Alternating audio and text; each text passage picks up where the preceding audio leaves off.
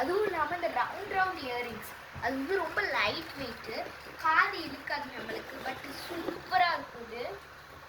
Modern ட்ரெஸ்க்கெலாம் போடலாம். Next உங்களுக்கு இந்த ஷூ வந்து எனக்கு வந்து எப்படின்னா மேக்ஸில் வாங்கினது.